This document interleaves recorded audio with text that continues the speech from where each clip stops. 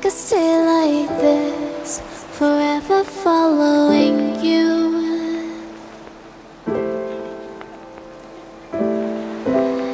Just don't get too far. Hello everyone, Abby here with Purple Cottage Crafts, and I'm back with another handmade journal that is up for sale. This is Floral Journal C. I made actually eight total different journals, so this is one of the floral ones that I have left that I haven't sold yet. So just to let you know what the Floral Journal C means. So that's this one here. And what's going to come with each package is this large glassine envelope, and I'll have the journal itself, this additional embellishment pack, and then a few extra surprise goodies for me. They're all going to go into this, and it'll be wrapped really super cute, like some twine, and I love doing creative packaging, so you'll see that too. So let's just go ahead and get into this one. So this is one of the embellished bags that I made. It's got a doily. This is all from Mona Me Gabby stuff. Really, really pretty.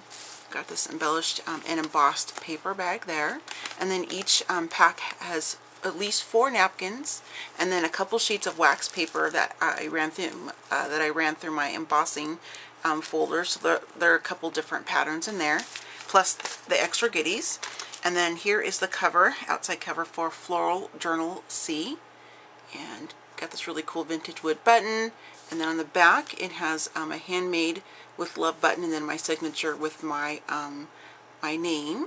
And then there's the spine. Now the cotton strip here is not attached to the journal. That way you can use this for a different project if you want to, or if you want to make your own closure or anything like that. So go ahead and get this open so you can see that. And I'll show you the cover again with the strip off of it.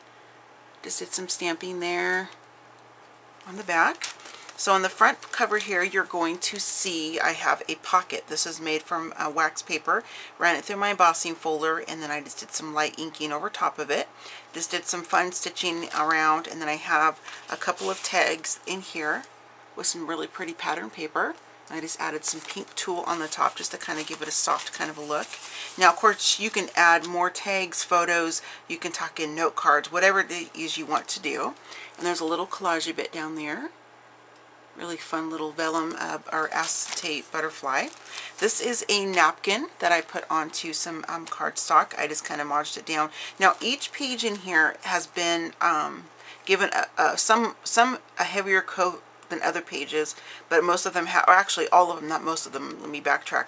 All the pages have a light coating of gesso, but like I said, some have more than others. It's just kind of dependent on what I felt like doing at the time, I guess. And so you can use this for a mixed media journal if you want to do that. Just please note that this one is a paper napkin with some gesso on top, so you might get some if you put like your distress crayons or gelatos or whatever, ink sprays, that kind of stuff, it's going to react differently on this one versus an actual piece of paper, because this is a napkin. I just wanted to point that out. All of the edges have been distressed, and I added some gesso to the edges to kind of give it more of a you know, kind of a distressed kind of look. And then here is a little coin envelope that has not been altered, so you can do with this whatever you would like. This is closed with some washi tape, so you can reuse this if you want to, the washi tape or you know, the coin envelope. And then I have just some little strips of paper. They some of them have sayings on them, and some are just images, like these here. Some really, really pretty papers, and they're blank. Now, I did not distress or do anything on these pieces in case you wanted to do that yourself, or if you wanted just to keep them kind of plain for yourself. It's up to you. There's that. And then here are some word little strips. Always loving you, loving yourself, or if you want to put a family picture in here, or your, you know, oops, I just dropped one, just like guys. If you want to put like a picture of your, you know, your significant other, things like that. There's a moire. Sorry about that, I mean to drop it, flipped right out of my hands. And then be spontaneous. So each, there are different little kind of like word strips and some image pieces in here. So you can kind of do with them what you would like. Tuck them back in there. And then I also have some vintage dress pattern paper. This is from my grandma's stuff that I was given after she passed away.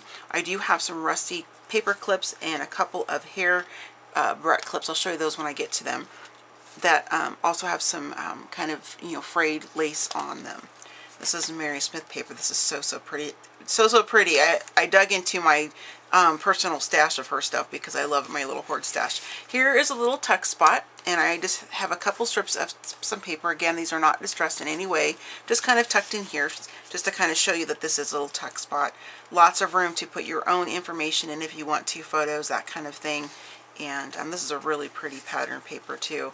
I have a little fabric pocket here, and this little vintage wood button like what's on the front cover. And I like to call these my little inspiration strips. These are just strips of paper. Sometimes I fold them in half and sometimes I don't. And I just have them, basically untouched, so you can do with them what you like. If you want to write your favorite quote on there or things like that. Here is another really gorgeous napkin with some light gesso on it, but again, it will react differently if you use different sprays and mediums versus just the paper itself. Okay, and then here is one of the little hair clips I was telling you about. All I did was just rust them. You can get these at I've seen like at Walmart and Hobby Lobby and stuff, like where you put like a really pretty flower or something on there, and you would use like in your hair, like a little clip or whatever. And then here is some of the copy paper that I dye. It's just been kind of crinkled up when it was wet, and I ironed it out, something I've done for a super long time with scrapbooking. And then here's a vintage sheet of dictionary paper. And in the center we have a fabric strip of washi tape, and this is from Maya Road. So there's that. This little fun piece of trim down the side. This is Let Your Art Blossom.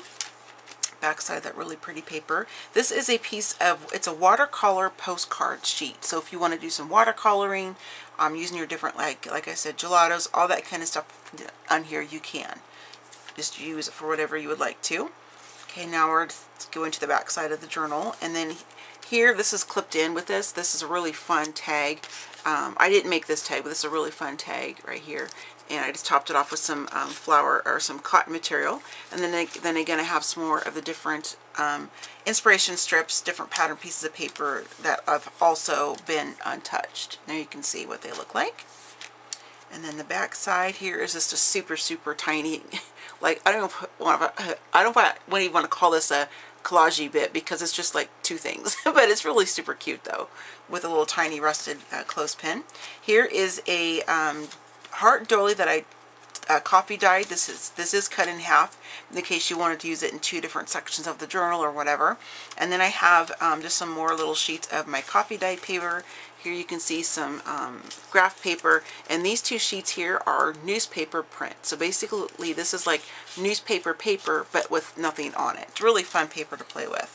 And then here is a full-size sheet of my coffee paper that I dye. I love this stuff. It's on 110 pound cardstock. It's really nice thickness. And onto the back of the journal. So again, this will be, this is Floral Journal C.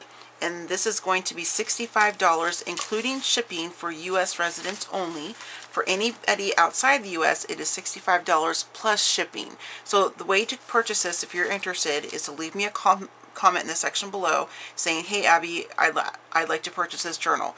Then follow that comment up with a email to purplecottagecrafts@gmail.com, and in that email I need you to indicate again the journal you want, whether it's the floral, and I have some that are a different material, and that it's letter C, and then include your shipping information as well as your PayPal information, as that is the only form of payment I'm taking for any of these things that I sell. So I will have all the details about purchasing in the description box below, as well as across the video when I go to edit this. So if you are interested in this, again, it is $65 including shipping for U.S. residents. Outside it is $65 plus your shipping, depending on which country you live in. So that is going to be it. So I got a few more videos of these to do, so I'm going to go ahead and wrap this one up. So happy scrapping, happy planning, happy crafting, and I'll see you in my next video. Bye!